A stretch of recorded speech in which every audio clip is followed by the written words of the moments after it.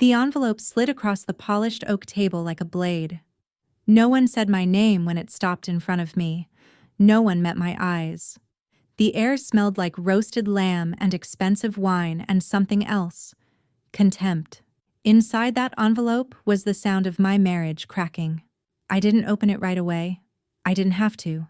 I already knew what it was the moment my brother-in-law exhaled, long and rehearsed, like a man delivering mercy instead of poison. My wife sat stiff beside me, eyes fixed on her plate, hands folded like she was praying for me to disappear. "Just something practical," her brother said, "to help you move on with dignity." I smiled, slow, polite, naive. They thought they were buying silence. They had no idea they were confessing. I used to believe love was built in quiet moments. The way she rested her head on my shoulder when she thought no one was watching. The way she used to defend me when her family joked about my simple job, my modest ambitions. I wore that simplicity like armor. Plain clothes, no watch, no stories about boardrooms or private flights. I let them underestimate me because it felt peaceful. But peace has a sound when it breaks. It starts small. A pause before a kiss. A laugh that arrives half a second late. My wife stopped asking about my day, stopped sharing hers. Her brother started inviting her to meetings that ran late. Family gatherings became strategic. I was placed carefully, far from conversations, near the exits. Still, I told myself it was stress. Success changes people. I'd heard her brother's hospitality empire was expanding fast. Hotels, resorts, acquisitions whispered about in business journals. And I, just the husband, who read books and never talked numbers. They didn't know I owned the silence behind those expansions. I noticed the shift the night she asked me not to come to a charity gala. "It's very corporate," she said gently, translation wrapped in perfume. That was the first time I checked the shareholder registry again, just to ground myself. Just to remember who I was when I wasn't pretending.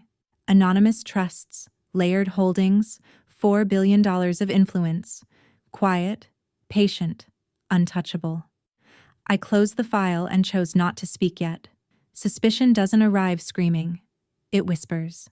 My wife started rehearsing conversations before having them with me. Her brother stopped making jokes and started making assessments. Their mother looked at me like an unfinished sentence. I became an inconvenience that needed resolving. The envelope was their solution. I finally opened it. A check, a number large enough to insult me, small enough to reveal their arrogance. A typed agreement. No lawyers present, just confidence. "Think of it as gratitude," her brother said. "You've been supportive. Supportive like furniture." I folded the paper carefully. My hands were steady. That's the thing about real power. It doesn't tremble. I stood, smiled again, thanked them for dinner, kissed my wife's cheek. She flinched. That told me everything I needed to know. That night, I didn't sleep. I planned. Revenge isn't rage. Rage is sloppy. Revenge is architecture. I didn't confront. I observed. I let them believe the envelope worked. I moved into a hotel, a modest one in downtown Chicago. The staff didn't know my name. I watched stock movements instead. Internal emails surfaced. Decisions grew reckless. Confidence always does that when it thinks it's won. I made calls through layers they couldn't trace. Triggered audits disguised as routine compliance. Delayed funding at critical moments. Nothing dramatic, just pressure, the kind that reveals cracks. Then I requested a board meeting. Anonymous investor. Emergency agenda. They laughed at first, my brother-in-law especially. He loved laughing before he bled. The day of the meeting, the room was glass and steel and anxiety. Executives whispered. Lawyers shifted. The atmosphere buzzed like a storm trying to decide where to strike. I entered last.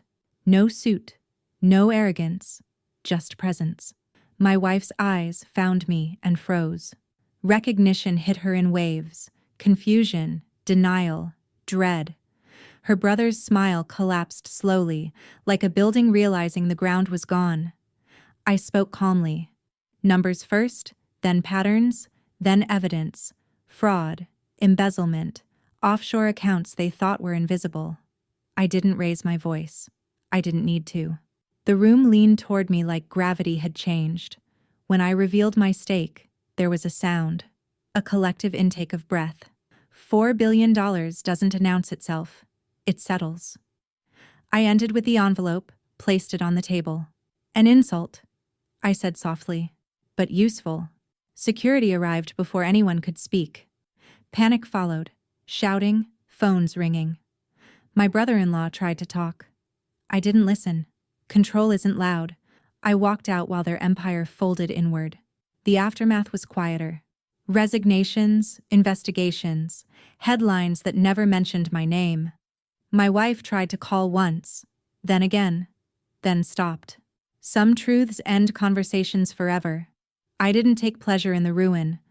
That's a lie people tell about revenge. The satisfaction isn't in destruction. It's in alignment, in restoring the balance that betrayal distorts. I kept my shares, replaced leadership, stabilized the company. Thousands of employees kept their jobs. Power doesn't have to be cruel to be absolute. Sometimes it's precise. Now, when I think of that envelope, I don't feel anger. I feel clarity. They didn't see me because they never tried. They mistook silence for weakness, modesty for ignorance, love for leverage. I learned something too. Never confuse kindness with blindness. Never offer mercy to people who mistake it for permission. And never underestimate the man who says nothing because he's usually already decided how the story ends. I did, and I wrote it in ink they couldn't erase.